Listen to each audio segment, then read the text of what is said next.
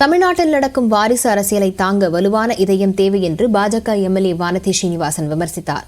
உலக இதய தினத்தையொட்டி கோவையில் நடைபெற்ற நிகழ்ச்சியில் பங்கேற்ற போது செய்தியாளர்களை சந்தித்த அவர் இவ்வாறு கூறினார். தமிழ்நாட்டு அரசியல்ல வாரிசு அரசியலையும் ஊழல் அரசியலையும் தாங்க வேண்டுமென்றால் இதயத்தை பலமாக வச்சிருக்கணுங்கிறதுக்காக காலையில் இதயத்துக்காக இந்த நிகழ்ச்சியில் கலந்திருக்கேன்.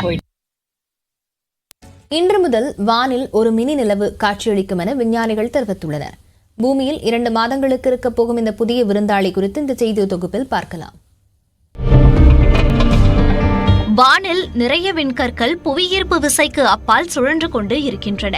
அதில் ஏதேனும் ஒரு விண்கல் அவ்வப்போது புவியீர்ப்பு விசைக்குள் கட்டுப்பட்டு சில நாட்கள் புவிவட்ட பாதை நோக்கி சுழலும்.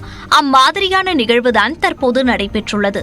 புவியீர்ப்பு விசைக்குள் கட்டுப்பட்டு ஒரு புதிய விண்கல் தற்போது புவிவட்ட பாதை நோக்கி வந்துள்ளது. ஆகஸ்ட் 7ஆம் தேதியன்று நாசாவின் அட்லஸ் எனப்படும் asteroid terrestrial impact last alert system மூலம் இந்த விண்கல் முதலில் கண்டுபிடிக்கப்பட்டது.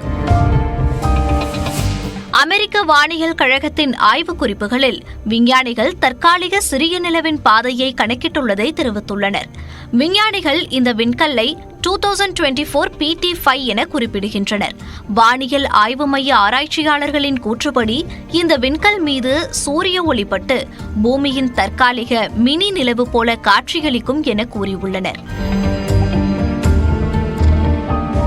இந்த விண்கற்கள் அர்ஜுனா பெல்ட்டில் இருந்து வந்தது. அர்ஜுனா பெல்ட்டில் உள்ள விண்கற்கள் பூமியின் சுற்றுப்பாதையில் 45 லட்சம் கிலோமீட்டர் தொலைவில் நெருங்கி வருகின்றன. இவை மணிக்கு 3540 கிலோமீட்டர் என்ற மெதுவான வேகத்தில் நகர்ந்தால் பூமியின் ஈர்ப்பு புலம் அதன் மீது வலுவான தாக்கத்தை செலுத்தி அதனை தற்காலிகமாக ஈர்ப்பதால் பூமியின் சுற்றுப்பாதையில் இருக்கும்.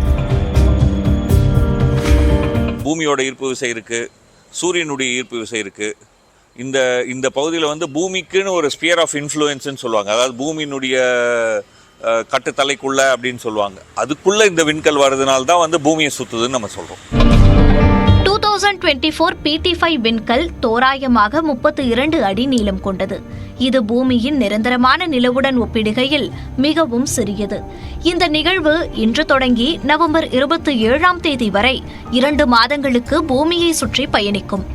இந்த விண்கல் அளவில் மிக சிறியது என்பதாலும் மங்கலான பாறையால் ஆனது என்பதாலும் வீட்டில் இருக்கும் சாதாரண தொலைநோக்கியை பயன்படுத்தி பூமியிலிருந்து பார்க்க முடியாது. அதாவது இப்போ நம்ம வீட்டுக்கு விடுமுறைனா விருந்தாளிகள் வராங்க இல்லையா, அது மாதிரி வந்துக்கூடிய ஒரு விருந்தாளி, அவ்வளோதான். நிரந்தரமாக இருக்கிற ஒரு இது இல்லை. இதனால பூமிக்கு ஏதேனும் பிரச்சனைகள் வருமா? பூமிக்கு இதனாலலாம் ஒன்றும் பிரச்சனை வராது. இந்த விண்கல்னுடைய அளவே வெறும் 11 மீட்டர் தான். ரொம்ப குட்டி, கண்ணாலாம் பார்க்க முடியாது. இம்மாதிரியான மினி நிலவுகள் தோன்றுவது இது முதல் முறையல்ல. ஏற்கனவே கடந்த 1981 மற்றும் 2022 ஆகிய ஆண்டுகளில் வானில் தோன்றியுள்ளது. தற்போது தோன்றியுள்ள 2024 PT5 விண்கல் மீண்டும் 2055இல் பூமியின் சுற்றுப்பாதைக்கு திரும்பும் என்றும் வானியல் விஞ்ஞானிகள் கணித்துள்ளனர்.